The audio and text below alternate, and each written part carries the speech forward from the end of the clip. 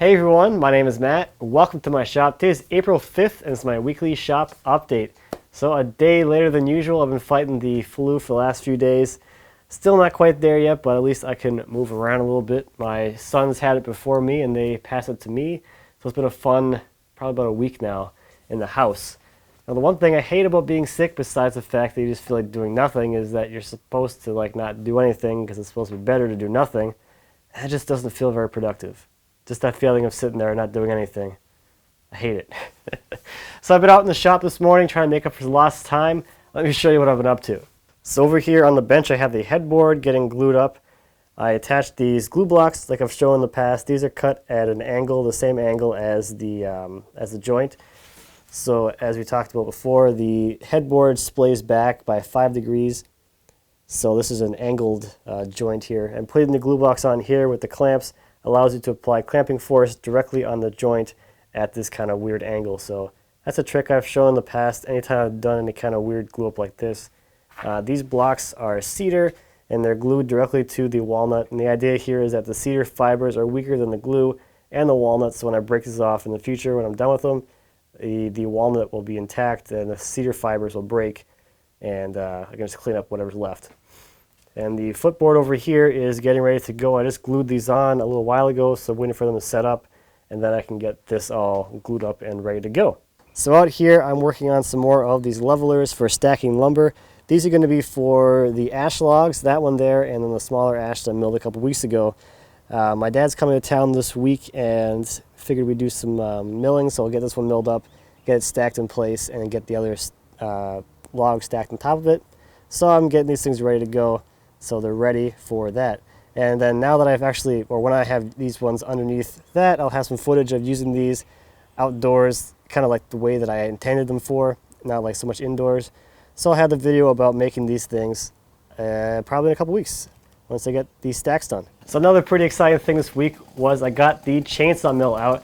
I took my mill over to Donovan's place. Donovan was the guy who brought over all of the elm cans that he used for load testing the sawmill. And the cans that he brought over were all of the upper canopy of this tree that he had in his backyard. And it was a massive, massive tree. So I brought my chainsaw mill over to help him slab up this log. It was too big to get out of his backyard. There was no way to get it out. There wasn't any room between his house and his garage to actually sneak it by. There's no way to get a trailer back there to pick it up, so it has to be milled in place. So this was a lot of fun. I haven't used my chainsaw mill since I think last April was the last time I actually used it. So 11 months since I used the chainsaw mill. I have to say, chainsaw milling is a lot of fun. Well, for like the first cut, and then it just becomes a lot of work.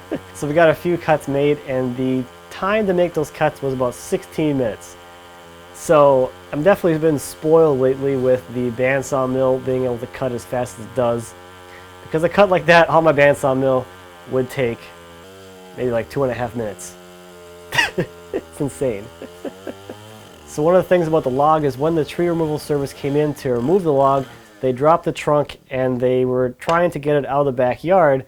And they figured they had to cut it in half to get it out, but Donovan wanted them to keep it all in one piece. There was a little bit of miscommunication. They started cutting the log in half. So the first cut that we made with the chainsaw mill was pretty deep, and that was to clear that partial chainsaw cut, and that produced two pretty significant offcuts that are going to bring back here and cut on the bandsaw mill. But they're still, even those little offcuts are still ridiculously heavy. The bar I have for my 090 is 66 inches, and that gave me a total cut width of around 55, 56 inches, something like that. And that just barely cleared the crotch section of that log. So pretty excited about that. Got the saw running. It was a fun day, actually. It was just a beautiful day too. Beautiful spring day, and just like t-shirt weather. It was just fantastic. I definitely miss that weather. So before we take off, let's take a look at some viewer projects. First this week is an industrial trestle table by Gary. Gary is a metal fabricator from Texas. The table has an overall industrial feel with the use of large fasteners with the steel base, along with a cedar beam and cedar top. The finish on the cedar is a mix of cedar and barn red stain along with satin wipe on poly. The steel has the mill scale removed and is coated with a clear metal protectant. Now Gary's also selling these bases if you're interested, and also Gary has a fantastic YouTube channel about metal fabrication. I learned a ton of stuff from him as I was building my bandsaw mill, so if you're interested in metal fabrication at all, definitely check out his channel. Next is a mallet by Trenton.